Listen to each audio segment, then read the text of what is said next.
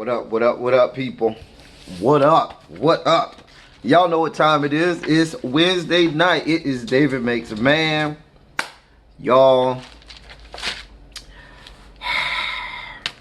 So, let's get right down to it. Whew, y'all. So, we start off with Shinobi, our favorite character, Lord. Shinobi is down at this pharmacy. Shinobi is supposedly getting prescriptions for his grandmother. And he flirts with the little cashier or whatever. And I know I got right down to it, and I know y'all love for me to tell y'all my reaction, my first reaction. So let me give y'all my first reaction. It was so much at the end. The last 10 minutes of this show. Oh my God. And we will get there, but if this young man, Achilles McDowell, is not nominated for something, there's something wrong in America. There's something wrong in America. I'm just saying. Listen, y'all. Let's keep going. So Shinobi takes the drugs. We next see him. He's at Miss Elijah's house. Apparently, this was the prescriptions that Miss Elijah is supposed to be getting together for them and helping them out so that they can move this product. So then we see Shinobi getting ready to get served up, to get his knob slobbed on. He pulls down his pants. Starry comes out, and Starry interrupts what's going on, so he's forced to pull up his pants. And there's this interchange with him and Starry and all this, that, and the third. He's threatening Starry. Child, the girls don't see it for you, honey. Anyway, Shinobi, nobody fears you. Anyway, so Shinobi leaves. Some guy, one of the dope boys, comes and lets Shinobi know that Willie Derrick, I think it's Willie Derrick. I know y'all gonna correct me in the comment section, but I think it's Willie Derrick. Willie Derrick is the little boy, the little fat boy that JG was fighting. Funny how JG got the two names, Jonathan Gregg, and Willie Derrick got two names, Willie Derrick. Anyway, he apparently took some of the prescription drugs and is having complications. We later find out that he's vomiting, foaming at the mouth, convulsing, having an overdose. So next we see David at the school. They're at some kind of assembly that they're having for a Congressman Payne, I think his name is. And he's a former student at the middle school. Matter of fact, he's a former student of Dr. Woodstrap. And he's telling them, you know, giving them an inspirational speech all about how to do the right things, this, that, and the third, and so forth.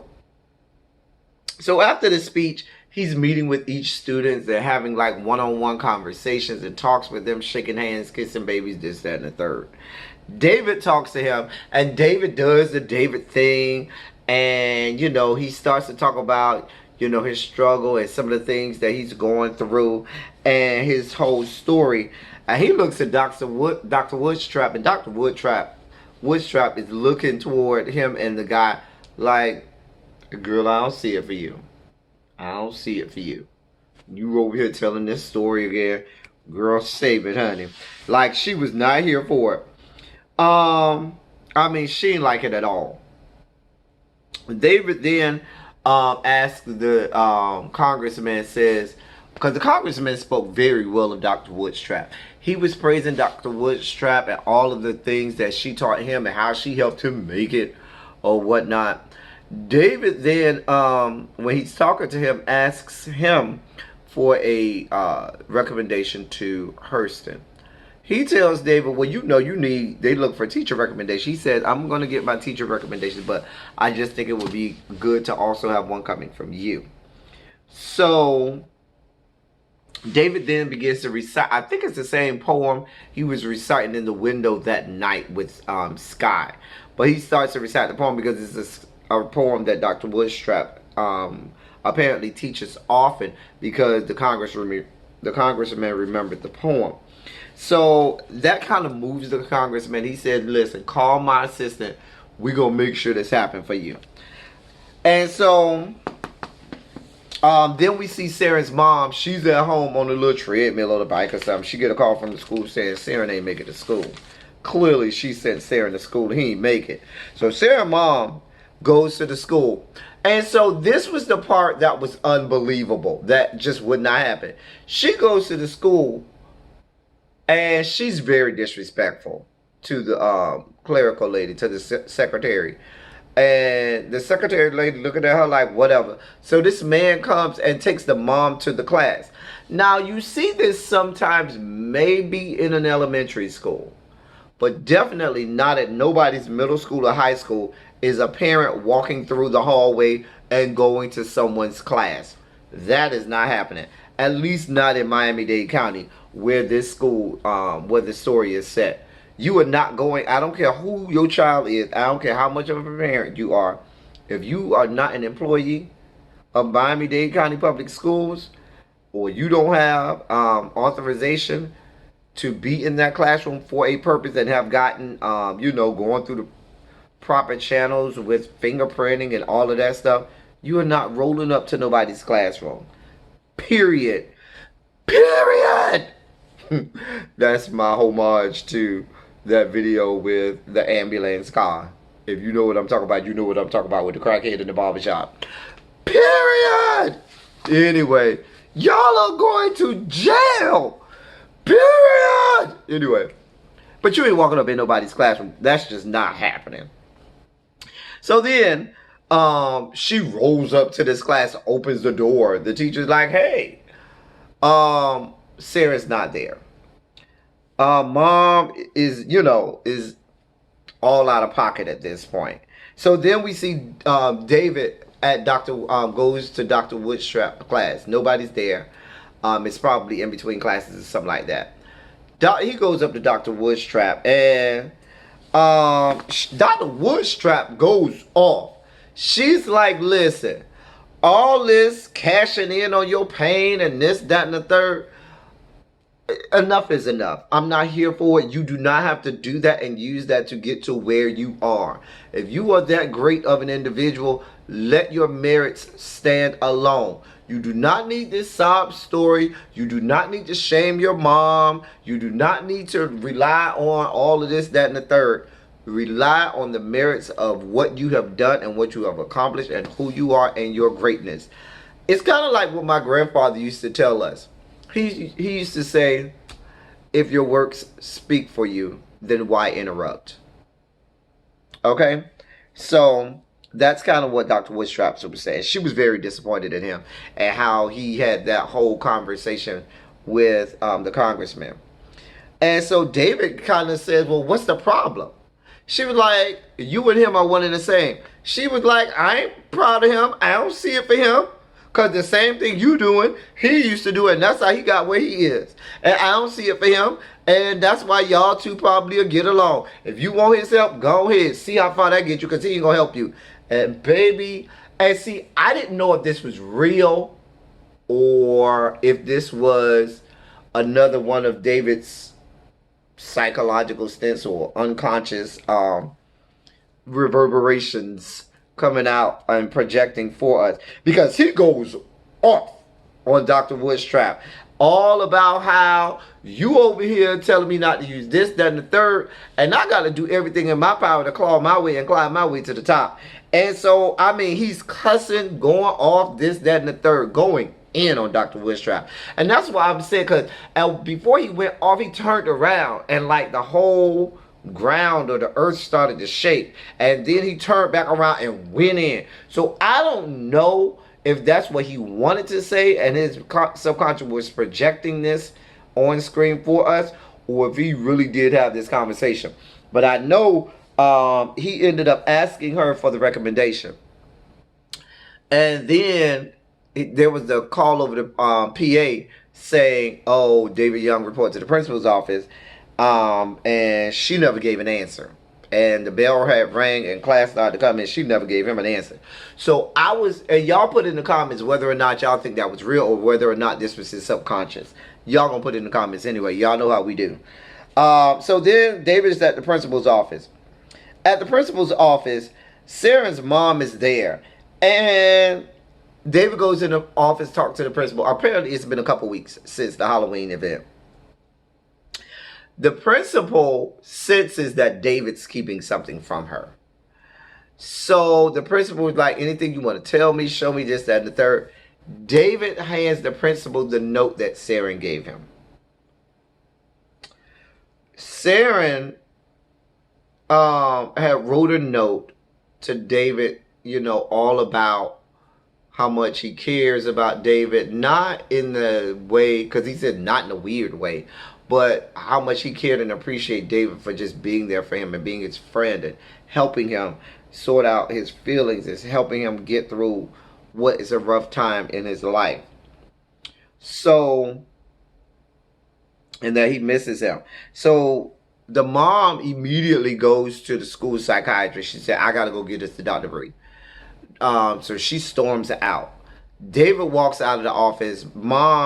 Sharon's mom and stepdad are in the lobby of the office. And Sharon's mom starts to go off on David. Going off. Blaming David. Saying that it's David's fault. This Sharon ran away. She's a whole ass mess. Her racist ass was going. I told you she was going in on secretary earlier. Racist ass white lady. I told you I ain't seen it for her this entire series so far. I never saw it for the white lady. And baby, she is playing her part because I can't stand her, and I'm sure that is what the writers want. They want her to be, this detestable, vile individual, and she's doing a good job. Anyway, so Sarah's mom had this big confrontation with David, this, that, and the third, and she's out of sorts and out of pocket. She's really not in her right mind, but that's not here or there. Back at the Ville, light bright, turn on the magic of colored lights, whose name I think is Desmond, the one from last week who we found out killed Sky. So he rolls up at the Ville checking on things. Kool-Aid Dreadlock Boy, in the immortal words of my good friend Really BTV, Ray, is all out of sorts. You know what I'm saying? Because this whole thing with Willie Derrick overdosing and this, that, and the third, and they don't know what's going to go on with him, and how did he end up with the drugs, this, that. So it kind of threw him off and has thrown everybody kind of off. And so the light bright, turn on the magic of colored lights kind of sees it, and so he tries to buck up kind of at Ray and try to, I guess, establish dominance. And Ray wasn't here for it because Ray already had a lot going on, and Ray ain't feeling it because it's already too much going on. The block is hot, the block is hot, hot. The block is hot, the block is hot, hot. So while they're talking, the police roll up through there. Police just roll up to through there, okay? Police pick up. We learned that this is all for show because these are undercover police because they got the unmarked cars. And we saw this happen to Ray a couple episodes ago. So we find out that this is all for show. Ray apparently, or what it seems like, Ray has been snitching. Ray has been telling the police different things. I can't tell you that he's definitively been, because what the police will do sometimes is they'll let you give up information on other drug dealers and stuff like that in exchange for them not really bothering your operation like that. If you can give us the information on somebody else, then we'll leave you alone for the time being. And it seems like that's what Ray is doing, because they arrest Ray, put the handcuffs on him, and they also take light bright, turn on the magic of colored lights, and they say, you hungry? So and then you see them take Ray out to, I guess that's supposed to be Pollo Tropical. That's the spot in Miami that serves Cuban food. And I know because they ask for yuca and stuff like that. You can get that at Pollo Tropical. Anyway, Pollo Tropical, to get Ray something to eat. And so Light Bright figures out, oh, bitch, you working for these whores. Because it's no way no way that they taking you to go get something to eat. So Light Bright figures it out. Saren's parents, then you see them talking to the school psychiatrist, Dr. Bree. Dr. Bree is talking to Saren's mom, and she's going through this whole tirade about how she don't want Saren around other boys that are black, or or it's just so out of order, because she doesn't want him to be subject to all of the police brutality and or profiling and all of that stupidness. But it just doesn't sit well coming from this white woman. I'm just saying. Stepdad, so apparently, and I forgot to mention this because we found out at the beginning of the episode that there's a hurricane coming. And the hurricane is coming to Miami. Saren's mom, stepdad, I should say, chimes in because Dr. Bree says, listen, we need to get the police involved, because if he is out there and there's a storm coming, we need to try and locate him before the storm gets here. And so the stepdad says, well, listen, what if he's in Tampa at the dad's house? Now, I don't know how I wrote down in my notes that the stepdad knows more than he's saying. He knows more information than the mom knows he knows. Like, I think Saren told him. And so if Saren told him and trusted him enough to tell him, there is more to the story of the stepdad than we believe, than we know. It's not just what we think. I wonder. It really had my mind going.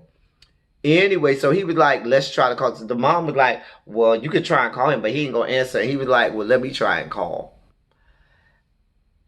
And so Dr. Bree says, listen, I'll give you all some space. Y'all can use my office. Go ahead. Take as much time as you have. I'll go handle some business. And Saren's stepdad starts to call. So that's why I say something about Saren's stepdad.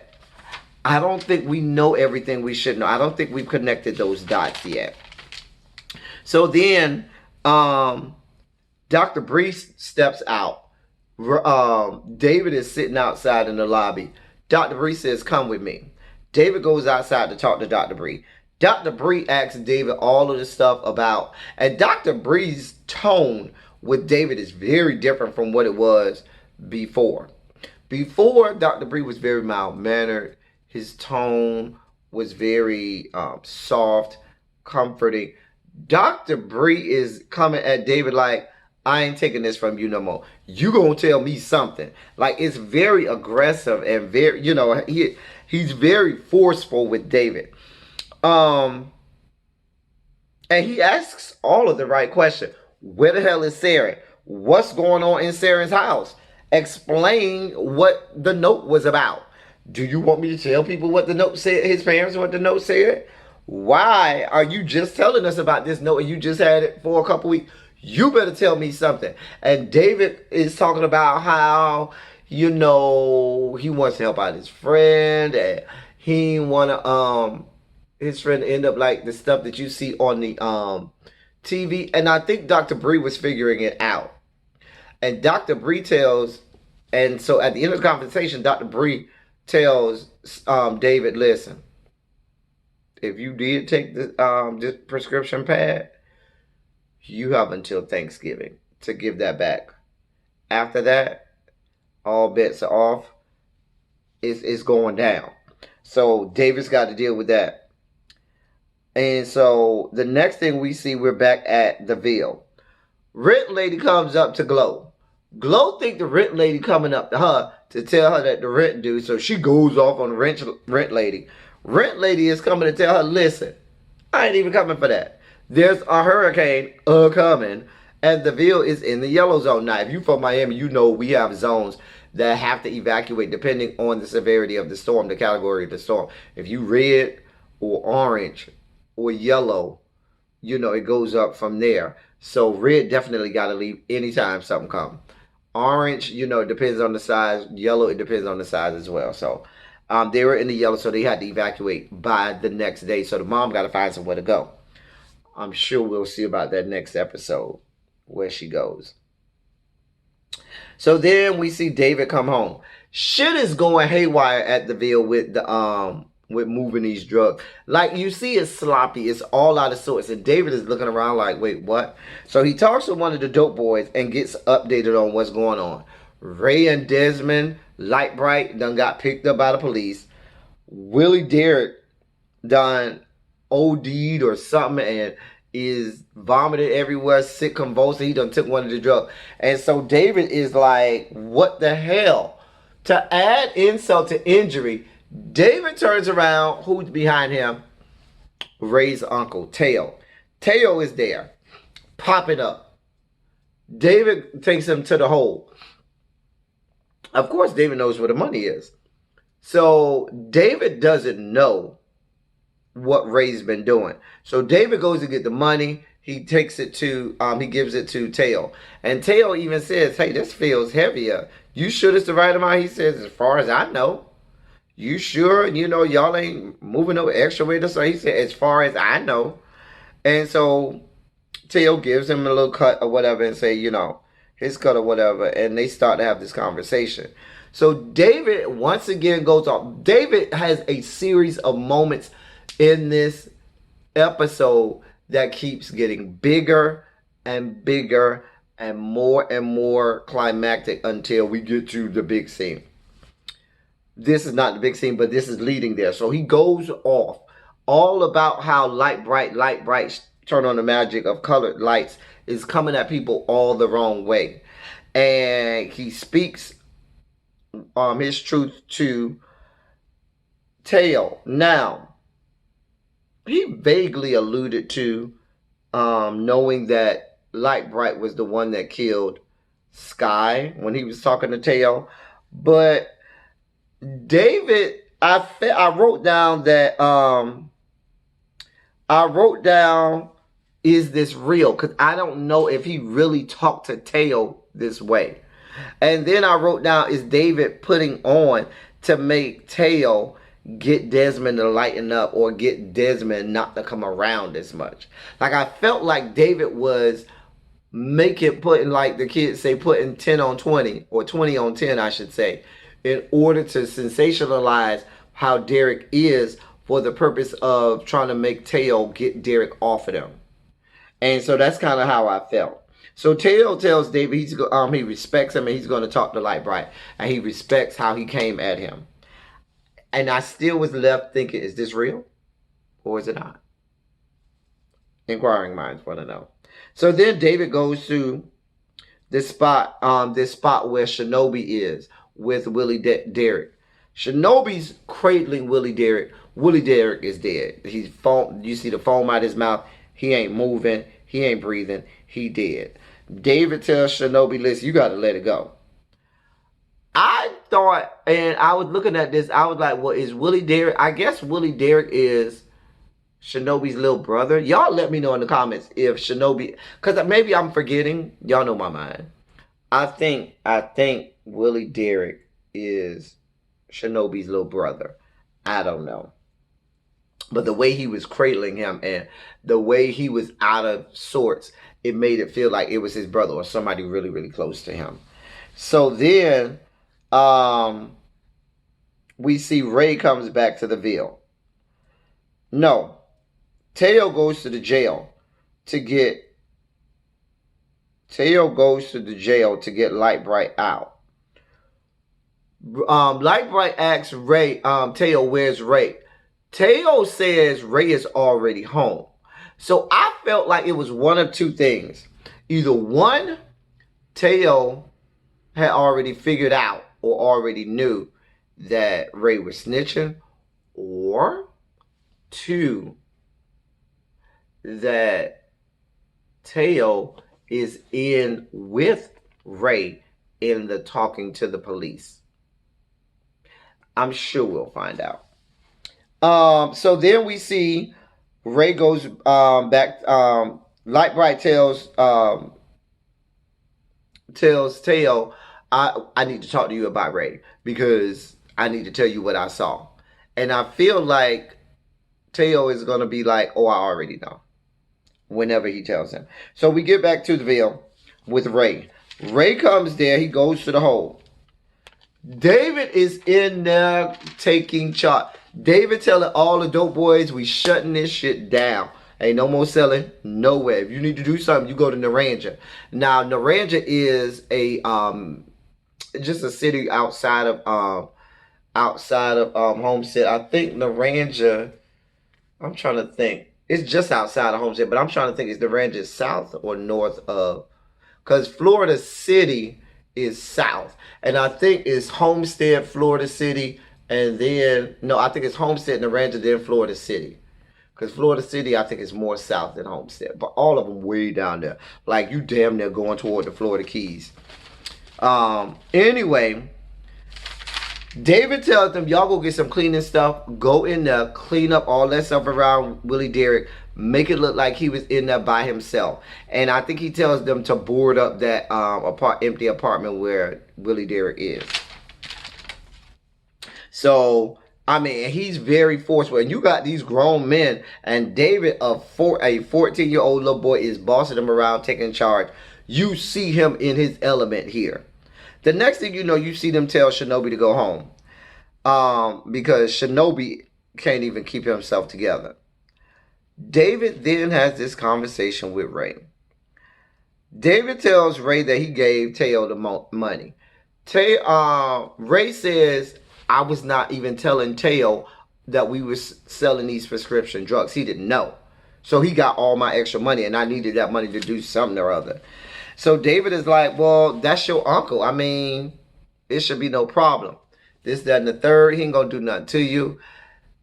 And it's something that we don't know as well. Not in addition to what he's going to tell David. I'll tell you in a second. But it's something else that Ray has yet to tell David. Anyway, Ray is real scared. Ray tells David about what really happened to Sky, his dad. After he wrecked the car, Sky put the ones and twos on Ray. Sky gave this fool 2 to the head, 3 to the body, and another 3 to the head, 4 to the body. Okay? Sky put the ones and twos on him. And that's a lot of ways how hood dads treat hood sons. They ain't going through all that talking. They ain't going through getting no belt. You finna catch 2 to the head, 3 to the body, and then 3 to the head, 4 to the body. That's how it's going down. Ray punk ass is in his feelings, can't fight, goes to his uncle and shows his uncle the bruises and tells his uncle what Sky did. I think he probably sensationalized it. I think he probably told more than it was. The uncle said, no problem. I got you. I'm going to take care of this. And that is when the uncle sent Light Bright over there to take care of Sky. That's how that went down. David hears this story and we get this climactic like moment. It is so explosive. I don't even know that I have the words to describe this moment here, but the way the emoting that actor, Achille McDowell, had to conjure up, the places I'm sure he had to go in order to conjure up the emotion in this scene. I can't even try to describe it to you to do it justice. If you don't watch anything else, if you never even watched the show, watch the last 10 minutes of this episode because it took me out. They took me out last week. They took me out again this week. I'm just not going to keep letting these people take me out. But the way David, because David told him, you are a bitch ass nigga. David said, listen, you couldn't handle your own business and you had your own daddy killed. And I'm around here having dreams. You cut off the only person that I really could go to. I can't even really, I would not do it justice. I mean, it was so, the anger, it was pure anger. And it goes, and this is something that I teach in my English class, like there is a spectrum to being upset. And anger and mad are in there. Anger is one level, but mad goes a bit further, because when you get mad, you begin to get so angry and so heated that you begin to lose yourself.